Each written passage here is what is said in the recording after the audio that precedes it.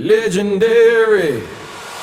Good morning everybody! Soyez les bienvenus dans l'épisode 82 du podcast des copains, le podcast qui décape votre train-train quotidien. Et aujourd'hui je vais encore vous partager des informations pointues sur la sexualité grâce à Maya Mazorette que j'aime lire et partager avec vous. Elle explique dans un de ses derniers articles que de nombreux Français s'ennuient au lit et préfèrent assurer les classiques plutôt que de se risquer à de nouvelles pratiques. Alors que le champ des possibles en 2021 n'a jamais été aussi vaste pour susciter la surprise et le désir. Alors si vous voulez sortir des sentiers battus de type missionnaire et que vous n'avez pas mieux à faire, vous êtes toujours au bon endroit.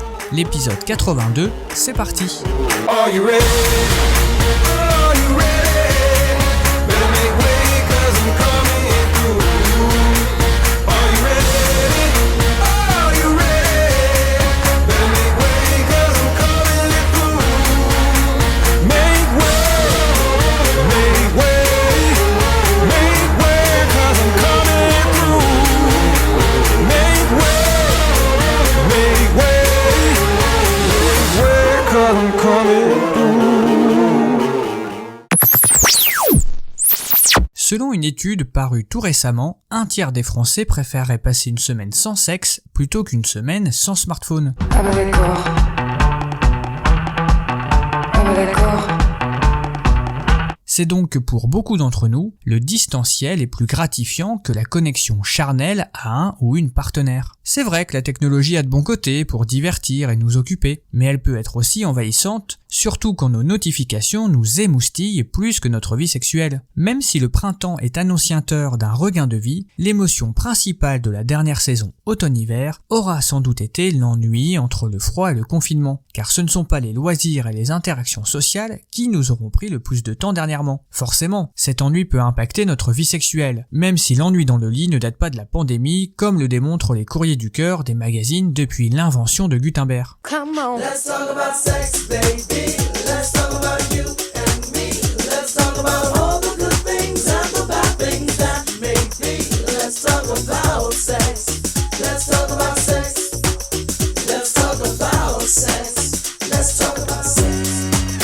Let's talk about sex. La lassitude est une compagne que nous rencontrons tout à chacun dans notre existence. Mais nous ne sommes pas vaccinés contre ses effets secondaires. La propension à l'ennui est liée à une moindre capacité de gestion des émotions négatives. Les sujets enclins à l'ennui ressentent en effet plus facilement des sentiments d'insatisfaction, de frustration et de colère, avec des conséquences importantes sur la sexualité, une plus grande agressivité et des comportements addictifs, dont étonnamment l'hypersexualité. Démêlons donc cette histoire, que fait-on quand on s'ennuie ? Ce mortel ennui qui me vient quand je suis avec toi.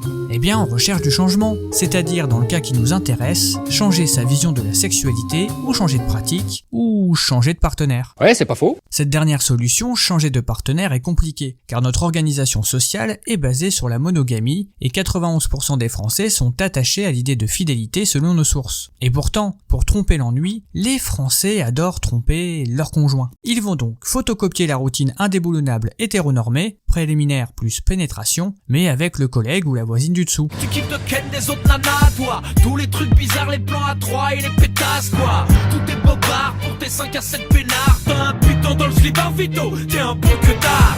J'aime-moi. Ben voilà, dis-lui ça.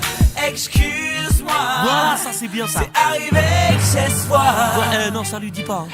Mais je sais pas si j'assume de ne coucher qu'avec elle. Et les conséquences quand on se fait attraper sont toujours douloureuses. 58% des Françaises pourraient quitter leur conjoint pour une infidélité. Donc messieurs, si vous jouez à la roulette russe de l'amour, vous avez une chance sur deux grosso modo de vous faire plaquer. Mais sachez aussi que 54% d'entre elles pourraient vous quitter à cause de la routine, et donc de l'ennui. Parfait exemple de double contrainte, n'est-ce pas ? En attendant la révolution polysexuelle, changeons donc un autre paramètre, la pratique. La sexualité est une culture et comme toutes les cultures, elle évolue et elle s'enrichit au fil du temps. En à peine un siècle, le cinéma, internet, les applications de rencontres, la contraception ou les sextoys ont considérablement augmenté le champ des possibles. Vous avez qu'à faire le test. Si vous tapez la requête « livre sexualité » sur le moteur de recherche d'Amazon, vous tomberez sur plus de 70 000 résultats. Autant vous dire que qu'il y a de quoi lire. Dans ces résultats, bien sûr, la pornographie a sa place. 28% des milléniaux qui en regardent disent y chercher des idées. Notre répertoire s'enrichit donc de costumes, de vocabulaire spécifique, de bisexualité, de triolisme, de voyeurisme, d'exhibitionnisme, de sadomasochisme, de bondage, de sexe avec des inconnus, dans un train, dans un avion, dans l'océan.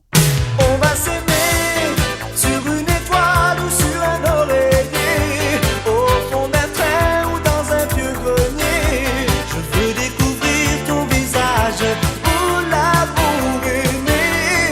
Je laisse volontairement de côté les pratiques réellement minoritaires, comme le fétichisme médical, la momification ou le ponyplay. Il y a les mollos au début, sinon les gens ils se découragent. Derrière notre timidité se cache souvent la conviction que la nouveauté sexuelle va forcément ressembler à une orgie romaine. Mais vous pouvez me croire, c'est beaucoup de logistique, et la saison des tauges paraît bien loin. On a tendance à oublier que les chemins de traverse sont le plus souvent très accessibles, ne demandant ni nouveaux partenaires, ni outillage spécifique. Par ailleurs, la focalisation sur les pratiques nous fait oublier un autre facteur de changement, notre corps. Le combo hétérosexuel, un pénis plus un vagin, destiné à produire un papa, une maman, n'est absolument plus d'actualité. Et vu l'âge canonique des premiers godemichés retrouvés il y a plus de 30 000 ans, on peut douter que le sexe purement génital, purement reproductif, ait amusé bien longtemps nos ancêtres. Il est aujourd'hui parfaitement acceptable d'utiliser ses mains ou sa bouche. Des pratiques sous-utilisées ou sous-déclarées, il y a à peine un siècle, comme la fellation ou le cunnilingus, qui ont intégré le répertoire sexuel. Depuis une grosse dizaine d'années, à peu près tout le monde sait où se trouve un clitoris, à quoi il ressemble et surtout à quoi il sert. Les testicules sont de moins en moins délaissés. Et bien sûr, la zone anale s'est invitée dans nos chambres. Une majorité de Français a essayé la sodomie au moins une fois et 22% des femmes ont déjà pénétré un homme. Excitation, introduction, une étincelle à profusion, porte-jartel et cornichon, soutien-gorge, collant, nylon. Avec un tel terrain de jeu disponible, comment diable la monotomie reste-t-elle un problème? Pourquoi ne cueillons-nous pas les différents fruits du plaisir? On pourrait invoquer la pudeur, mais à mon humble avis, il s'agit plutôt d'un problème d'arbitrage entre risque et confort. Assez rapidement, dans la construction du couple, les amoureux élaborent un schéma qui leur convient à tous les deux, ou qui prétend leur convenir. Ils essaient différentes techniques, ils sélectionnent la plus efficace. C'est là qu'on arrive au nœud de notre affaire. Tout changement de script consiste à renoncer à des pratiques qui marchent pour embrasser des pratiques qui marcheraient peut-être moins, ou qui ne marcheraient pas du tout. L'innovation sexuelle est incompatible avec la performance. Si on fait la paix avec cette idée, ça va tout de suite beaucoup mieux. Et de toute manière, de quelle performance parle-t-on ? Se donner un orgasme sans dépenser trop d'énergie? Évidemment, c'est agréable et fichtrement commode après une longue journée de travail. En revanche, on peut se demander si ces orgasmes-là relèvent de la performance ou d'une mécanique bien huilée. Mais de lui le petit homme dans la ville, faut que ça glisse. De lui le petit homme, écoute, écoute.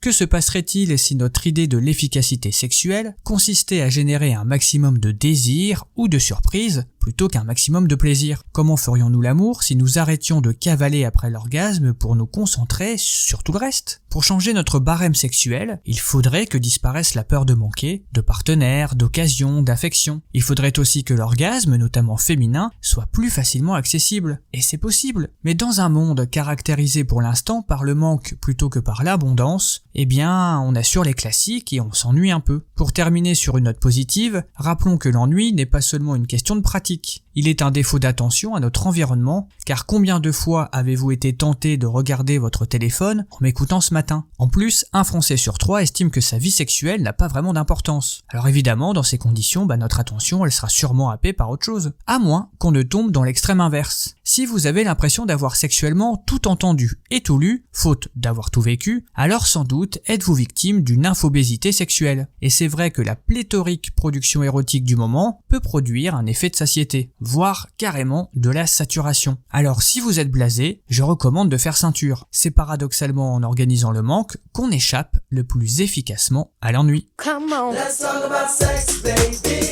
Let's talk about you and me. Let's talk about all the good things and the bad things that make me. Let's talk about sex. Let's talk about sex. Let's talk about sex. Let's talk about sex. Let's talk about sex. Petite pensée du jour du mercredi.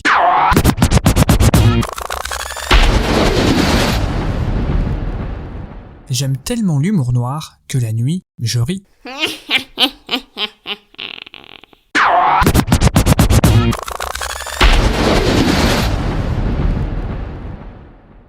Et terminons la chronique par une petite info feel-good du mercredi.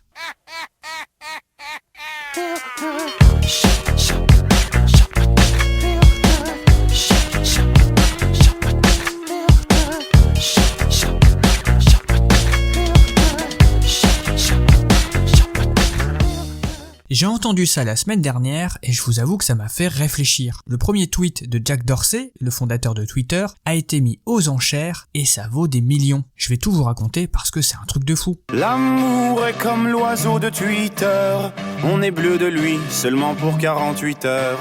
D'abord on s'affilie, ensuite on se follow, on en devient fêlé. Et on finit solo. L'enchère actuelle la plus élevée pour le tout premier tweet publié il y a 15 ans par le cofondateur de Twitter se monte à 2,5 millions de dollars. Évidemment, Jack Dorsey, qui n'a pas besoin de pognon, a fait savoir que le montant de la vente sera reversé en bitcoins à des œuvres de charité. Alors ce premier tweet n'est pas ouf non plus parce qu'il a écrit « Je viens de créer mon Twitter » et ça a été publié le 21 mars 2006, mais le truc vaut une véritable fortune. Le cofondateur et actuel patron de Twitter a décidé de le mettre aux enchères en tant que NFT, Non-Fungible Token, un jeton non fongible. J'étais comme vous avant de me renseigner, mais il semblerait qu'un NFT est un objet virtuel dont l'authenticité et la traçabilité sont garanties. Ce type de jeton cryptographique est actuellement très prisé par des collectionneurs et amateurs d'art. Selon mes dernières informations, l'enchère la plus élevée pour ce tweet atteint 2,1 millions d'euros. Elle a été faite par Sina Estavi, dirigeant de Bridge Oracle et Cryptoland, deux sociétés spécialisées dans l'authentification d'objets virtuels. Alors je crois que de cette information, il faut retenir deux choses. D'une part, la vente aux enchères se termine le 21 mars, donc si vous avez un petit peu de sous, vous pouvez participer aux enchères. Peut-être que l'un d'entre vous a 2,2 millions d'euros à dépenser pour obtenir ce nouvel objet artistique un peu étrange.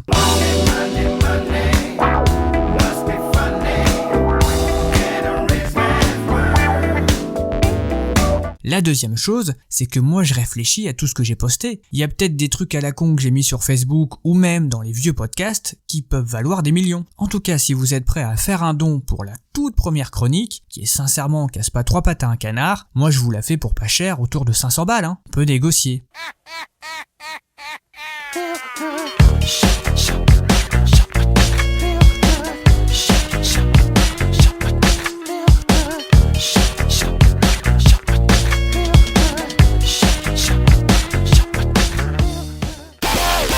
Et on se quitte en musique.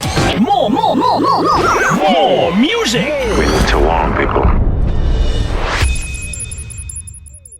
Je vous propose de terminer ce podcast avec une petite douceur à découvrir ou à se remémorer. Tout de suite, cette douceur de Crash Test Dummies. Once there was this kid who got into an accident and couldn't come to school, but when he finally came back, his hair had turned from black into bright white. He said that it was from when the cars had smashed his soul hard.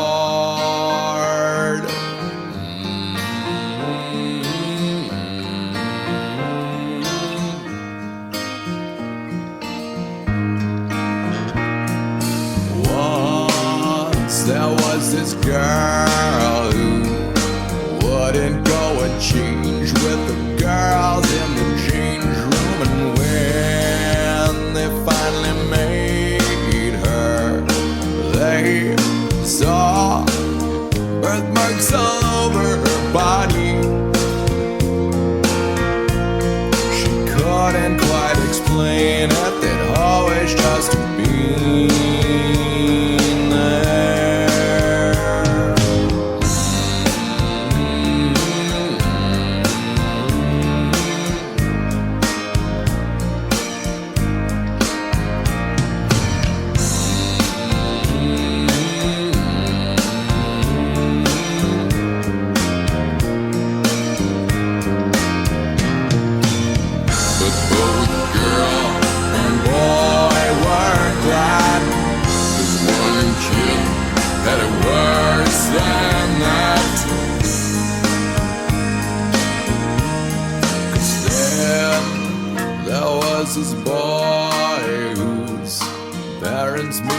come directly home right after school in the wind. They went to their church. They shook and lurched all over the church floor. He couldn't quite explain it, they'd always just gone there.